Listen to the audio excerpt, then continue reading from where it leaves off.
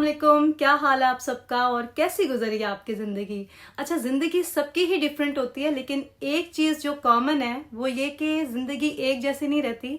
अच्छा टाइम भी आता है, बुरा टाइम भी आता है, तो अप्स एंड डाउन्स चलते रहते हैं साथ साथ। और मेरे एक सब्सक्राइबर ने मुझसे पूछा था लास्ट व्लॉग के कमेंट सेक्शन में कि ज़िंदगी को अगर एक वर्ड में डिफाइन करना हो तो वो क्या होगा। तो मेरे लिए ज़िंदगी जो है ना, एक्सेप्ट करने का नाम है। मतलब जो भी हो रहा हो उसको एक्सेप्ट करना खुश दिली से। ये मान लेना कि मुझे नहीं पता कि कल क्या होगा, लेकिन जो भी होगा मैं उसके लिए तैयार हूँ, चाहे वो अच्छा हो चाहे बुरा हो। चलें जी, अली आ गया, तो बाकी बातें अब हम वॉइस ओवर में ही करेंगे क्योंकि बच्चे घर पे ही हैं। इनको जब समझ नहीं आता ना कि क्या करें, तो ये फिर मेरे पास आ जाते हैं। अली से मैंने प्रॉमिस किया था कि आज मैं उसको जेली बना के दूंगी, तो जेली को हमने सेट होने के लिए रख दिया था। उसके बाद मैं रूम में आई, आज मैंने न्यू बेडशीट अपनी बिछानी थी, तो सोचा आपको रिव्यू भी दे देती हूँ इसका, क्योंकि कुछ लोगों ने कहा था कि इसका डिटेल रिव्यू दें, इसकी क्वालिटी कैसी है वो सब डिटेल में बताएं। तो ये वही बेडशीट है जो मैंने सेल्स में ली थी मेसी से। ये एक्चुअली पूरा कंफर्टर सेट है 8 पीस का, जिसमें बेडशीट्स भी हैं फ्लैट फिटेड, और बेड स्कर्ट भी है, पिलो केस भी हैं। तो $30 में ये मुझे मिली थी, और इस प्राइस में मैं कोई बहुत अच्छी क्वालिटी एक्सपेक्ट भी नहीं कर रही थी।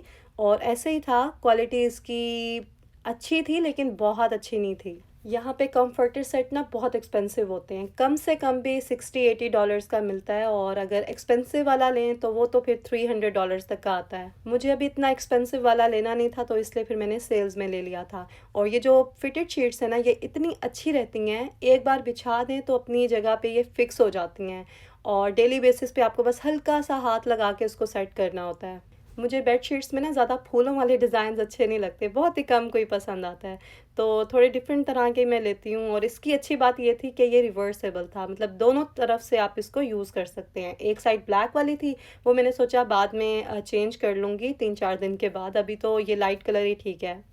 अच्छा, कंफर्टर इसका बिल्कुल पतला सा था, लेकिन मुझे बहुत अच्छा लगा क्योंकि यहाँ पे सर्दी इतनी ज़्यादा होती नहीं है, और जब थोड़ी ठंड पड़े मेरे हस्बैंड हीट ऑन कर देते हैं घर में, तो फिर मोटे वाले कंफर्टर तो हम ले ही नहीं सकते।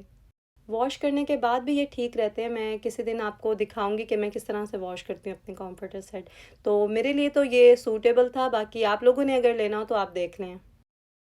कल मैं अपना मेकअप डिक्लटर कर रही थी, तो मुझे याद आया आप लोगों ने मेरी लिपस्टिक्स के बारे में पूछा था, तो ये लिपस्टिक्स मैंने रात को ही साइड पे कर दी थी कि ब्लॉग में आपको दिखाऊंगी। अच्छा, मोस्ट ऑफ द टाइम जो मैं लिपस्टिक यूज़ करती हूँ, जो आप वीडियोस में भी देखते हैं और पूछते हैं, वो ये लिप बाम है, टार्ट की है। ये मैंने अपना नेचुरल जो लिप कलर है ना, उसी से ही मिलता जुलता लिया था। समझे, मेरे लिप कलर को अगर डार्क कर दो बहुत ज़्यादा तो ये वाला कलर बन जाएगा, ठीक है। ये है जी पीची पिंक शेड, मैं आपको क्लोजअप भी इसका दिखा दूंगी, ताकि किसी ने भी अगर लेनी हो तो मेरी तरफ से ये 100% रेकमेंडेड है, क्योंकि लिप्स को ये सॉफ्ट भी करती है और कलर भी बहुत नेचुरल सा प्यारा सा आता है। और प्लस अगर आप इसमें और लिपस्टिक कोई ऐड करना चाहें तो बहुत अच्छे से मर्ज हो जाती है। ये वो लिपस्टिक है जो मैंने इंस्टाग्राम की मेकअप वाली रील में यूज की थी, और बहुत लोगों ने इसके बारे में पूछा था। एक लड़की ने तो बल्कि उससे मैं डीएम भी किया था कि आपसे इतनी बार पूछा है लिपस्टिक कौन सी आपने यूज किया, आपने बताया नहीं। तो मैंने इसलिए नहीं बताया था क्योंकि तब भी मैंने 2 ही लिपस्टिक्स यूज की थी। पहले मैंने ये लिप बाम लगाई थी हल्की सी, उसके ऊपर भी मैंने इसकी कोटिंग की थी। अब मैं आपको अगर बता देती तो आप ये बाय कर लेती और आपको एग्जैक्ट वो शेड ना मिलता, तो फिर आप मुझे ही कहती कि आप ये आपने गलत बताया। इसलिए बहुत सी चीज़ें जो है ना वो डिटेल में बतानी पड़ती हैं। मैं कमेंट्स में आपको रिप्लाई नहीं करती हूँ। ये वाली लिपस्टिक ना मेरी सिस्टर ने हॉलैंड से भेजी थी। ये रॉयल ऑरेंज शेड है, बहुत ही शार्प है अगर ऐसे लगाएं, लेकिन अगर लिप्स के सेंटर में लगा के उसको फिंगर से स्प्रेड कर देना तो फिर बहुत प्यारी सी लुक आती है। तो ये मैं अक्सर मिक्स करती हूँ वही अपनी लिप बाम के साथ। ये तो मैं 80% जो है ना लगाती हूँ, उसके साथ मैं कुछ ना कुछ मिक्स कर लेती हूँ, तो बड़ा मजे का शेड बन जाता है। ये वाली लिपस्टिक जो है ना, ये मैंने अभी लगाई हुई है, लेकिन हल्की सी लगाई थी मैंने। अगर इसको डार्क करके लगाओ तो भी बहुत प्यारा शेड लगता है। तो पिंक का जो है ना, बस यही एक ही शेड है मेरे पास। बाकी बहुत ही लिमिटेड सी चीज़ें हैं, ज़्यादा चीज़ें मैं इकट्ठी नहीं करती हूँ, बस जो पसंद आती हैं वही अपने पास रखती हूँ, वरना किसी को दे देती हूँ। और बहुत ज़्यादा चीज़ें मैं लेती भी नहीं हूँ मेकअप में।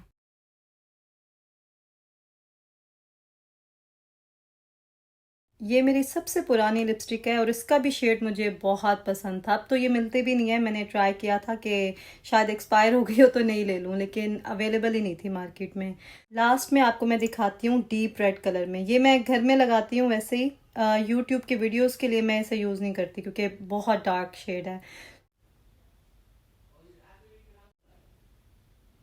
अभी हम लोग बाहर जा रहे थे गाड़ी पिक करने के लिए। एक्चुअली मेरे हस्बैंड की जो कार थी वो उन्होंने वर्कशॉप में दी हुई थी, तो वापसी पे फिर मुझे ये वाली गाड़ी ड्राइव करके आना था और उन्होंने अपनी गाड़ी में आना था, तो इसलिए मैं साथ जा रही थी। मौसम आज बहुत अच्छा था और व्यू इतना प्यारा लग रहा था, मैंने फिर जल्दी से कैमरा ऑन कर लिया था। अच्छा, यहाँ पे पोल्यूशन नहीं है ना, इस वजह से स्काई क्लियर लगता है और ज़्यादा अच्छा लगता है वीडियोज़ में। तो काफ़ी लोग मुझसे पूछ भी रहे होते हैं कि आप कोई स्पेशल इफ़ेक्ट्स या कोई फ़िल्टर वगैरह यूज़ करती हैं अपनी वीडियो में, तो ऐसा तो मैं कुछ नहीं यूज़ करती। हाँ, नेचुरली मैं किस तरह से अपनी वीडियोज़ को कैप्चर करती हूँ, वो मैं आपको किसी वीडियो में ज़रूर बताऊँगी। घर आए तो मगरिब का टाइम होने वाला था, बस फिर वज़ू करके नमाज़ पढ़ी, उसके बाद थोड़ा रेस्ट किया, फिर मिल्क शेक बनाया, ख़ुद भी पिया, बच्चों को भी दिया और घर के कुछ छोटे-मोटे काम थे वो करी थी अभी मैं। ये स्पाइसेस वगैरह कुछ मैंने ग्राइंड करने थे, जो टीमू से मैंने जार्स लिए थे उनको फ़िल किया और ये सब मैं आपको दिखाती रहूँगी, साथ-साथ मैंने जो बात आपसे करनी है वो भी कर लेती हूँ। मुझे आज आप सबके सजेशंस भी चाहिए, तो पहले पूरी बात सुन लीजिएगा, उसके बाद आपने फिर मुझे कमेंट करके अच्छे-अच्छे से मशवरे देने हैं, ठीक है? तो बात ये है कि मैं बहुत टाइम से सोच रही हूँ कि एक न्यू यूट्यूब चैनल बना लूँ। असल में इस चैनल के साथ ना बहुत टाइम से कुछ इश्यूज़ चल रहे थे, कुछ टेक्निकल चीज़ें थीं जो आज तक मुझे समझ नहीं आई हैं, तो मैं बस इग्नोर ही कर रही थी उन सब चीज़ों को और जैसे भी चैनल चल रहा था, मैं उसके साथ हैप्पी थी। क्योंकि मैं बिज़ी थी अपनी पर्सनल लाइफ़ में, मेरी अपनी ज़िंदगी में पिछले 2 सालों में बहुत सारी ऐसी चीज़ें हुई, बहुत सारे मसले-मसाइल थे, जो ज़ाहिर है मैंने अपनी वीडियोज़ में बिल्कुल भी आपके साथ शेयर नहीं किए। तो मैं अपनी पर्सनल लाइफ़ में बिज़ी थी और यूट्यूब पे मेरा फ़ोकस ही नहीं था, जो जैसे चल रहा था, बस चल रहा था। तो अब जाके ना मैं उन मसले-मसाइल से बाहर निकली हूँ, बल्कि निकाला है मैंने खुद को, बहुत एफ़र्ट भी की है और मेरी हेल्थ को लेके बहुत इश्यूज़ थे, स्पेशली जब मेरी सर्जरी हुई तो उसके बाद मेरी हेल्थ इतनी डाउन हो गई थी कि लिटरली मैं थोड़ा-सा चलती थी ना, मैं डिज़ी फ़ील करती थी। मेरा वेट भी काफ़ी रिड्यूस हो गया था, तो उस टाइम मैंने रियलाइज़ किया कि सेहत जो है ना, वो इंसान की सबसे बढ़ के है, सबसे कीमती चीज़ है। क्योंकि जब इंसान खुद ठीक नहीं होता, उसके साथ भी कुछ अच्छा नहीं हो रहा होता और वो कुछ ठीक कर भी नहीं सकता। तो सबसे पहले तो मैंने अपनी हेल्थ पे फ़ोकस किया। अल्हम्दुलिल्लाह अब मैं बिल्कुल ठीक हूँ, फ़िट हूँ, वेट भी मैंने गेन कर लिया है। अब मैंने सोचा कि अपने करियर को लेके भी ना मुझे सीरियस होना चाहिए, क्योंकि यही कुछ 5-6 साल है मेरे पास। मुझे ऐसा लगता है कि जब 40 क्रॉस कर लेती हैं औरतें, तो उनमें वो स्टेमिना, वो स्पार्क नहीं रहता, तो जो भी एफ़र्ट करनी है ना, वो 40 से पहले कर लेनी चाहिए और जिस मकाम पे आप अपने आप को देखना चाहते हैं, वहाँ तक पहुँचने के लिए एफ़र्ट ज़रूर करनी चाहिए। इंसान पहुँचे ना पहुँचे वो उसकी किस्मत है, लेकिन अपनी तरफ से ना पूरी एफ़र्ट करनी चाहिए इंसान को। ज़िंदगी सिर्फ़ एक बार ही मिलती है हमें, तो उसे भरपूर तरीके से जीना चाहिए। जो भी वसाइल और सलाहियतें दी हैं अल्लाह ताला ने हमें, उन्हें ज़ाया नहीं करना चाहिए। मसले-मसाइल तो देखें सबके साथ चलते ही रहते हैं और वो चलते रहेंगे, यही ज़िंदगी है। लेकिन हमें उन सब से बाहर निकल के ना कुछ बड़ा सोचना चाहिए। तो कुछ चीज़ें हैं जिन पे मैं अभी काम कर रही हूँ, अभी मैं रिवील नहीं करूँगी। इंशाल्लाह इन फ्यूचर मैं आपके साथ सब कुछ शेयर करूँगी। फ़िलहाल ये जो टाइम है ना मेरे पास, इसमें मैं अपने चैनल पे फ़ोकस करना चाहती हूँ। तो मैं ये चाह रही हूँ न्यू चैनल बना लूँ, क्योंकि इस चैनल के साथ जितने इश्यूज़ हैं वो पता नहीं कब जाके सॉल्व होंगे और अब तो ऐसा हो गया है कि अर्निंग भी ख़त्म हो गई है। तो ख़ैर ख़त्म तो नहीं करूँगी मैं इस चैनल को, इस चैनल के साथ मेरी बहुत पुरानी बॉन्डिंग है, आप लोग हैं। शुरू में तो मैंने बहुत एफ़र्ट भी की थी इस चैनल के लिए, रातों को जाग-जाग के वीडियोज़ बनाई हैं और अल्हम्दुलिल्लाह रिटर्न में मुझे इस चैनल से बहुत कुछ मिला है। तो इस चैनल को तो मैं कंटिन्यू करूँगी, लेकिन साथ में मैं चाह रही हूँ एक न्यू चैनल भी मैं स्टार्ट कर लूँ। अब आप लोगों ने मुझे ये बताना है कि उस चैनल पे कंटेंट मैं किस तरह का रखूँ।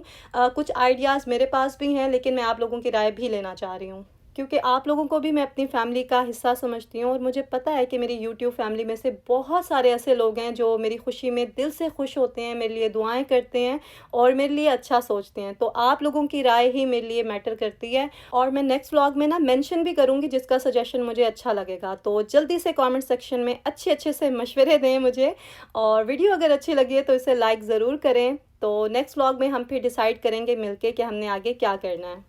यहाँ पे डिनर में मैंने अंडे शामी के बर्गर बनाए थे और अली की जो जेली थी वो भी ठंडी हो गई थी, तो वो दी मैंने अली को। साथ में वॉलनट्स दिए थे, क्योंकि ऐसे अली वॉलनट्स नहीं खाता, उसको पसंद नहीं है। तो इस तरह की कोई चीज़ उसको देती हूँ तो साथ में मैं वॉलनट्स देती हूँ कि ये खाओगे तो ये भी साथ में खाना ही पड़ेगा।